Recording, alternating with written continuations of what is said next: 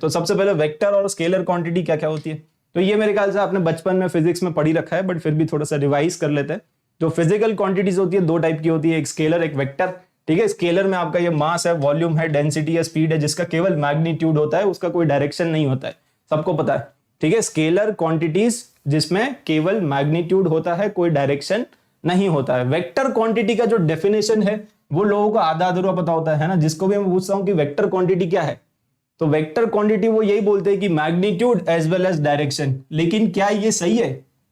ये सही नहीं है ना। आपको बोलना पड़ेगा वेक्टर क्वांटिटी मतलब magnitude as well as direction and obeys the vector law of addition. तो जो वेक्टर लॉ ऑफ एडिशन होता है ना, ट्राइंगल लॉ, पैरेललोग्राम लॉ, इसको फॉलो करना चाहिए, then only it is vector quantity, otherwise वो वेक्टर क्वांटिटी नहीं है।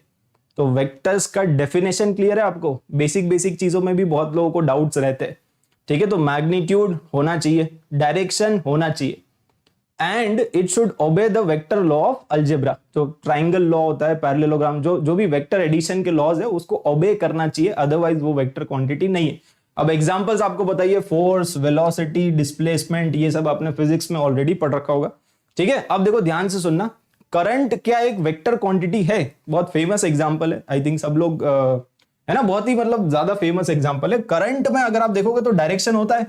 जैसे मान लो ये कोई एक इलेक्ट्रिक वायर है, इसके अंदर एक करंट फ्लो कर रहा है, तो इसका डायरेक्शन है और इसका मैग्नीट्यूड भी है, 3 एम्पियर का है ये। तो मैग्नीट्यूड है, डायरेक्शन भी है ना, मैग्नीट्यूड है, डायरेक्शन भी है, बट क्या ये वेक्टर क्वांटिटी है?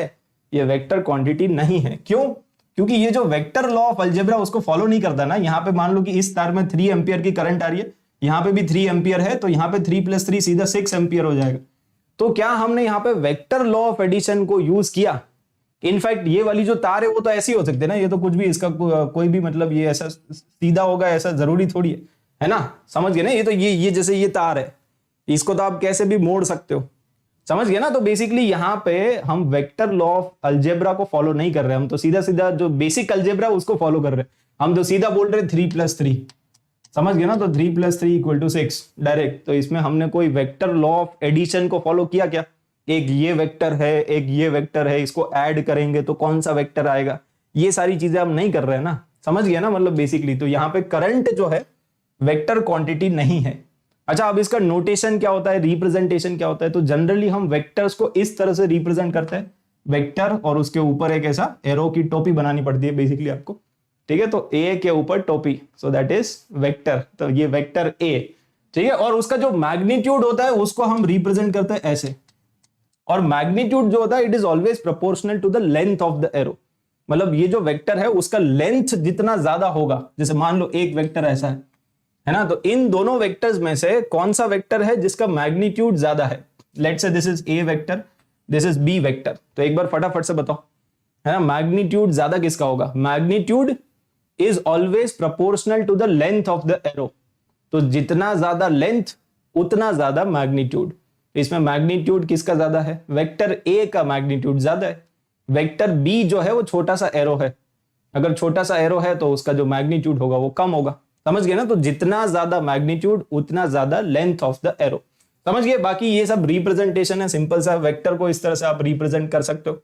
अब डायरेक्टली आ जाते हैं नेक्स्ट टॉपिक पे, which is laws of vector addition, है ना? यहाँ पे आपने बहुत सारे लॉज ऑलरेडी पढ़ रखे होंगे, लेकिन एनवी स्टाइल में नहीं पढ़े, तो आप इसको ध्यान से समझना, है ना? ये जो ट्राइंगल लॉ होता है और पैरेललोग्राम लॉ होता है ये बेकार होता है, मैं इसको यूज ही नहीं करता हूं। मैं यहाँ पे यूज करता हूँ लूप लॉ, ये बेस्ट होता है ना? तो आप अगर एनवी स्टाइल में पढ़ना चाहते हो तो दिस इज द बेस्ट, है ना, एनवी स्टाइल में। क्योंकि यार इसमें कितने लोगों को कंफ्यूजन होता है। जैसे फॉर एग्जांपल मान लो, फॉर एग्जांपल चलो एक बार चेक कर ही लेते हैं, ठीक है? Let's say this is vector A, this is vector B and this is vector C. तो आप मुझे चैट में एक बार बता सकते हो कि इसमें कौन से दो वेक्टर को ऐड करेंगे तो कौन सा तीसरा वेक्टर आएगा? मतलब ए बी सी में रिलेशन क्या है, एक बार चैट में बताना।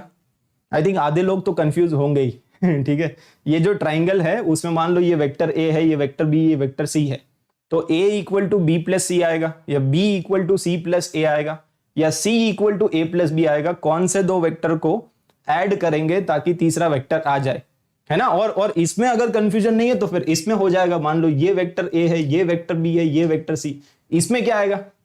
क्या इसमें भी c = a + b आएगा? और अगर c equal to a plus B नहीं आएगा तो क्या आएगा, कौन से दो वेक्टर को ऐड करेंगे ताकि तीसरा वेक्टर आ जाए, है ना। तो यहाँ पे ट्राइंगल लॉ में मेरे ख्याल से काफी सारे लोग कंफ्यूज हो सकते हैं, तो मैं एक बार इसको क्लियर कर देता हूं। देखो आपका जो ट्राइंगल लॉ होता है ना, वो बेसिकली आप इस तरह से यूज करते हो, let's say this is vector A, this is vector B, this is vector C. तो आपको क्या करना है, देखो एक तरीका तो ये होता है, ध्यान से समझना, ठीक है, ये कॉन्सेप्ट के लिए काफी इंपॉर्टेंट है। आपको क्या करना है, एक पॉइंट से स्टार्ट करना है और दूसरे पॉइंट तक जाना है।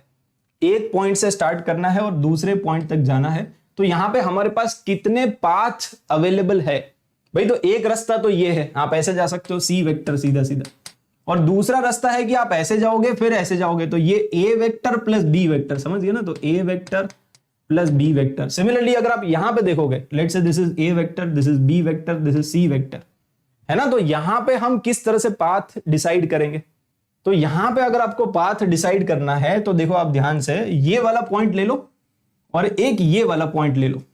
तो अगर आपको यहां से यहां जाना है ना, let's say this point is P and this point is Q, तो आपको P से स्टार्ट करके Q तक जाना है। तो कौन कौन से पाथ अवेलेबल है, तो एक रास्ता तो ये है, देखो आप ये ले सकते हो तो B वेक्टर आ जाएगा, है ना, एक रास्ता ये है। दूसरा रास्ता क्या है कि ऐसे जाओ और फिर ऐसे जाओ, तो यहां पे आ जाएगा A प्लस सी, समझ गए। तो यहां पे B equal to A plus C आएगा, vector B will be equal to A plus C. तो एक तरीका तो ये है, लेकिन इसमें बेसिकली डिफिकल्टी क्या है कि ये तो ट्राइंगल के लिए वैलिड है। अब कल को मान लो एक हेक्सागन आ गया तो वहां पे कंफ्यूजन आ जाएगा, तो इसीलिए आप ये जो ट्राइंगल लॉ ऑफ एडिशन है उसको यूज मत करो।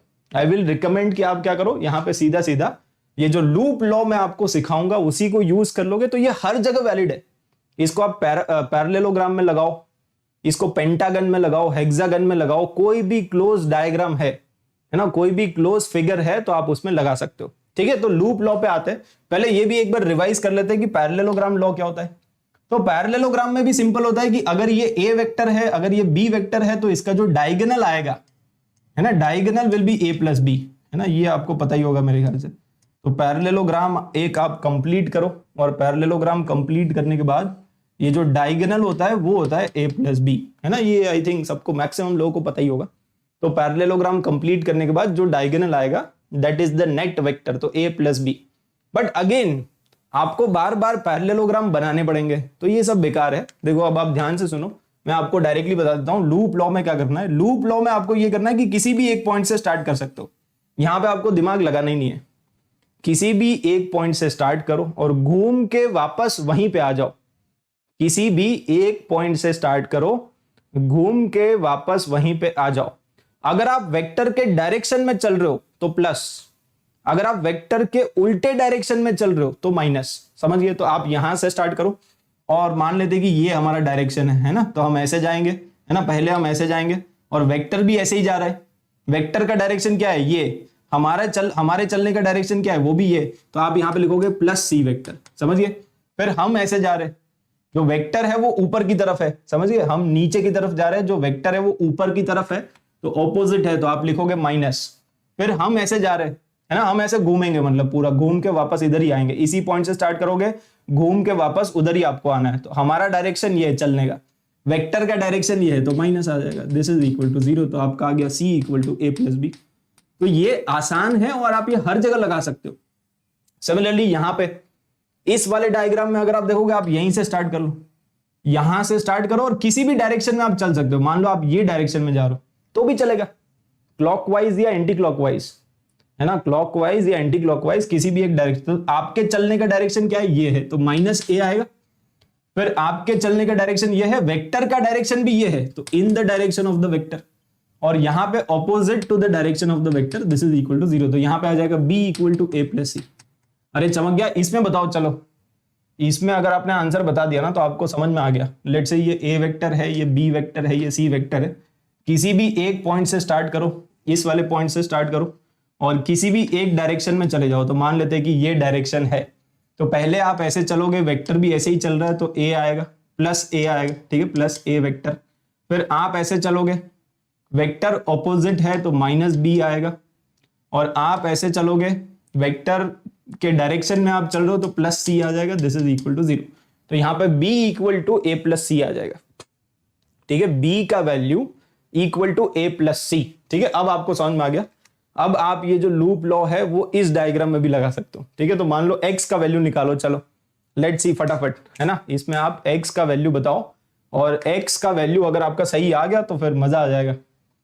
ठीक है, यहां पे देखो ये डायग्राम जो है ये ट्राइंगल है क्या? नहीं है। पैरेललोग्राम है क्या? नहीं है।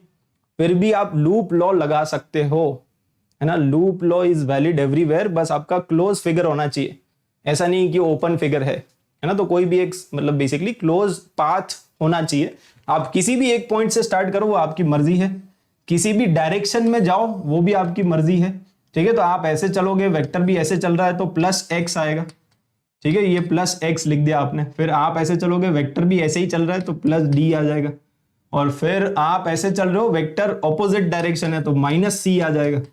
ठीक है, फिर आप ऐसे जा रहे हो, बी वेक्टर भी इसी डायरेक्शन में तो प्लस बी वेक्टर।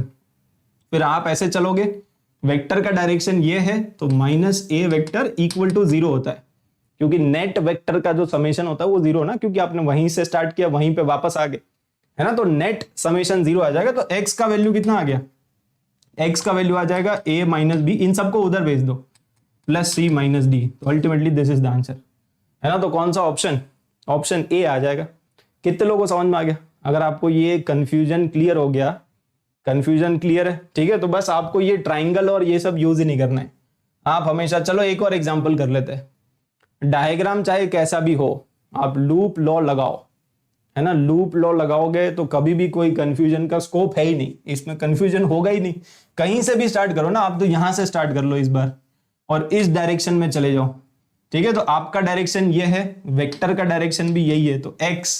फिर आपका डायरेक्शन, वेक्टर का डायरेक्शन ऑपोजिट है, आपका डायरेक्शन, वेक्टर का डायरेक्शन अगेन ऑपोजिट है, और आपका डायरेक्शन, वेक्टर का डायरेक्शन सेम है। तो यहाँ पे x का वैल्यू कितना आ जाएगा? a प्लस बी माइनस सी। तो this is the final answer. ठीक है, a प्लस बी और माइनस सी, तो again option A is the answer. ठीक है, यस, चमक गया होगा मेरे ख्याल से। तो अब आपको एकदम क्रिस्टल क्लियर है।